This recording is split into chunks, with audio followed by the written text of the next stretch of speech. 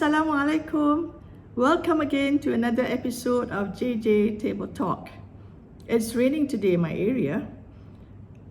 Kind of funny because the topic that I want to talk about in this session is about being alone, about being lonely. And it's so timely. The others are not back home yet. So right now on this rainy day, I feel alone, I feel lonely. And when the word lonely comes in, suddenly I recall to a poem written by William Wordsworth way back in 1802, and it's still relevant today. It goes something like this. I wandered, lonely as a cloud, that floats on high over valleys and hills, when all at once I saw a crowd, a host of golden daffodils, beside the lake, beneath the trees, fluttering and dancing in the breeze.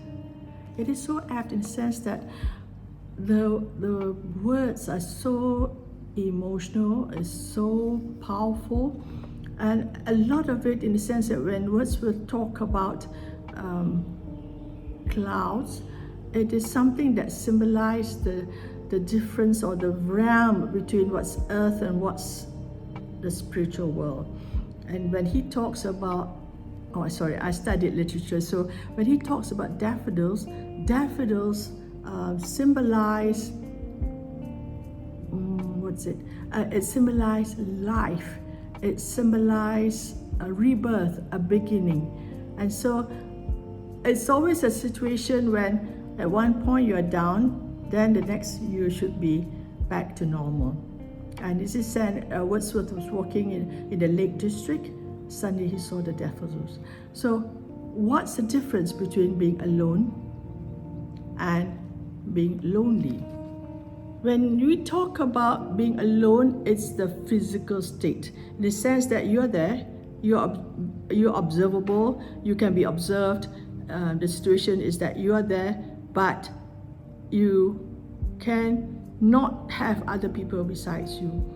When you talk about being lonely, this is the emotional state, in the sense that it's where you want to reach out for companionship, you want to reach out for connection.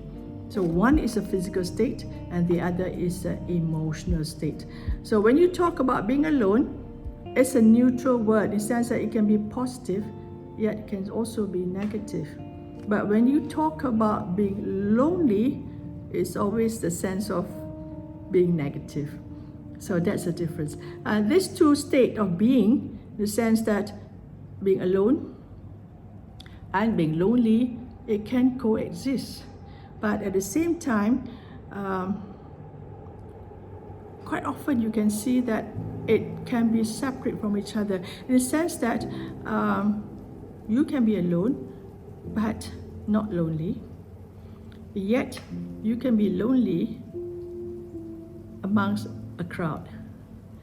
So it's that kind of situation, that it depends on the person whether that situation creates being alone or being lonely. Let me share with you these two comparisons, in the sense that, let's say when you're in primary school, where you're always with the same partner or friend throughout the day, the classes are kind of structured, syllabus are structured, you probably have the same teachers for different subjects throughout the whole year.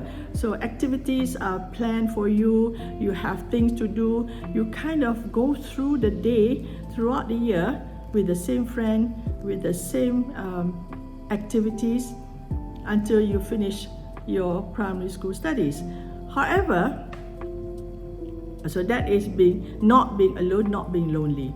So when you talk about life on campus, it's quite different, because there you are individual on campus, in the sense that you have your own subject to study, you have your own routine, you have your study schedule. You may have different friends sitting beside you in the lecture hall, and you may know some, you may not know some, but there's a sense of being lonely because you're your interaction is not as consistent or constant like when you were in primary school. So that's the difference of when in primary school, to me, not alone, not lonely, but the moment you move on to campus, it kind of, you can be alone or not alone, unless you have a best friend, of course, but the sense of loneliness is there because you are managing your own time, you are managing your own study, and life goes on until you graduate. So it's again how you plan your day, how you plan your time, whether you want to be alone or not alone, whether you have the feeling of being lonely or you don't want to be alone, and so you don't be lonely. So a lot of things happen in this situation, and this is where, as usual, I will share my life journey, my experiences, and how I felt being alone or not alone, being lonely or not being lonely. Okay, let's see. Okay, all of us have hobbies. Doesn't matter, it can be fishing, it can be gardening, painting, pottery, what else? Writing, knitting, what's that? Playing games. Okay, for me, one of my hobby as growing up, I played the piano. So when I hit the keyboard, the notes will flow. So in that situation, I was alone, but I wasn't lonely because I cannot feel lonely because I was immersed in the music, in the lyrics, in the rhythm, in the way the music flows through me. So when the music starts, I guess for those who are painting, who are doing knitting or pottery or fishing or gardening, the same goes. Your passion is there and you get involved in that activity. You're basically physically alone, but you don't feel lonely. Okay, that's one situation. The next situation is at work. At work, sometimes throughout my career, I move around quite a bit in the organization. I got transferred, I got job attachment, and they even sent me to study abroad for a few years. And somehow when I got into the different positions in that organization, I was doing the work that I was assigned to, but in that sense, when I started in a particular new department, I felt alone. But I was not lonely because the interest of the job is there. So that kind of situation is that when at work, when you are so focused on what you're doing, you don't feel lonely. But you are alone in sense like you are focused on that job. And for example, for me, being in the learning and development industry, I do a lot of design of learning programs, and it takes a lot of research and analysis and interviews and testing how the design will be. So I kind of work alone as a learning specialist, and I don't feel lonely because I had my timeline, I had to deliver my program, and I just want to make sure that the outcome is good. Okay, that's another situation. Okay. In life, nobody lives forever. Okay. The loss of my parents, first my father, then my mother, and the loss of my husband, I felt so alone. I felt so lonely. Of course, the family is there, my siblings are there, my relatives are there. But again, these three individuals, they were my rock, my base. They gave me a family with love and a home. So definitely, throughout the whole funeral and after the funeral, people were coming in to give their condolences, and of course, we did our tahlil ceremony and whatnot, a reading of recitations. But the sense of being alone and lonely at that particular moment of my life, nobody could fill up that vacuum. Okay, so alone and lonely.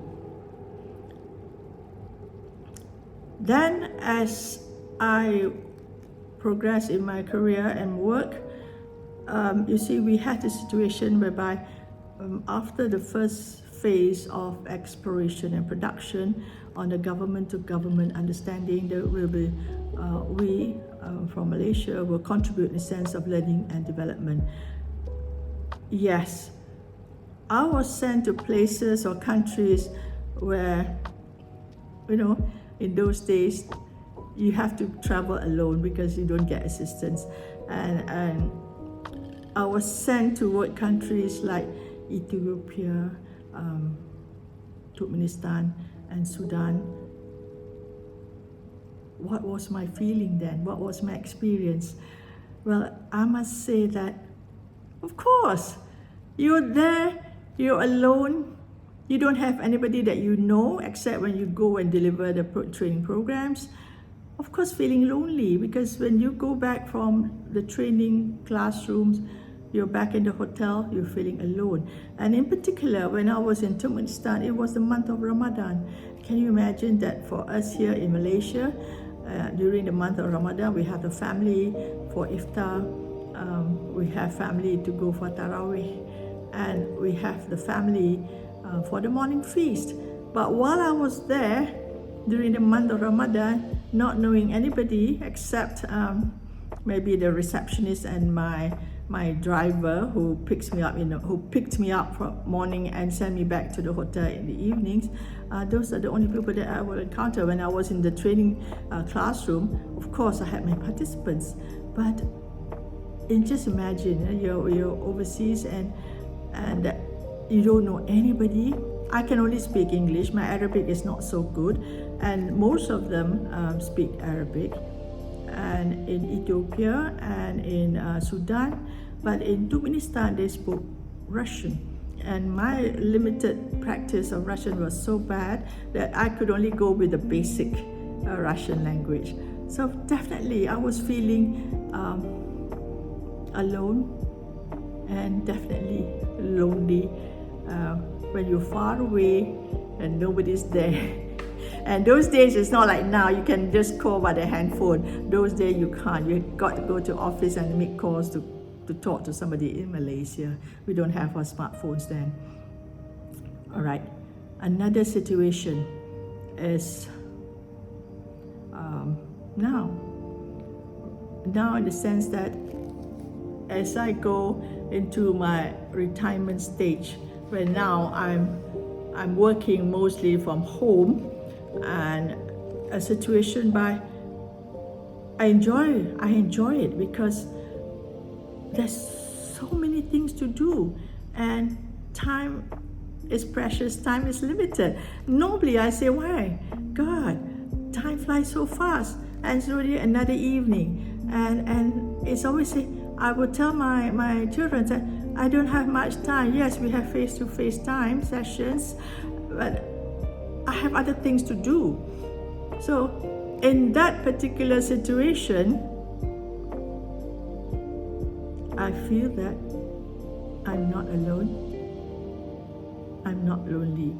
People may see me alone. JJ, you're alone. What are you doing now? Can we go out and sort of thing? I said, I have to do some things like my research work, the assessments that I am engaged with right now, which I'm committed with several organizations, and time flies.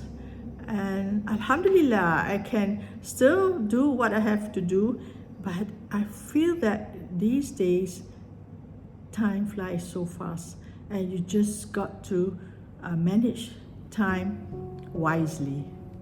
Okay, so I've shared with you different situations, like 7, I think, situation of how it's alone and how feeling lonely is all about. But for some people, they enjoy being alone because it's like, how do I say it? It's like solitude. You know what solitude? Solitude means that there are people who just prefer the me time, prefer to be alone. And sometimes the me time, the space, the personal space is fulfilling. So there are people who just want to be alone because it allows time for self-reflection, creativity, and maybe it's like relaxation. I find a lot of my friends have committed to new hobbies now.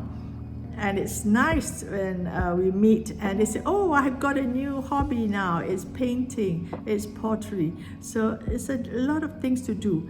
So friends, I hope you have understood what's like to be alone and not alone, what it's like to be lonely and not lonely. And I'd just like to leave this session with these words that I sort of subscribe to. I resonate to these words, like, when you feel sad, talk to Allah. When you're happy, praise Allah. When you have problems, ask from Allah. When you're alone and lonely, share your thoughts and feelings with Allah. May God bless us all. Bye-bye from JJ.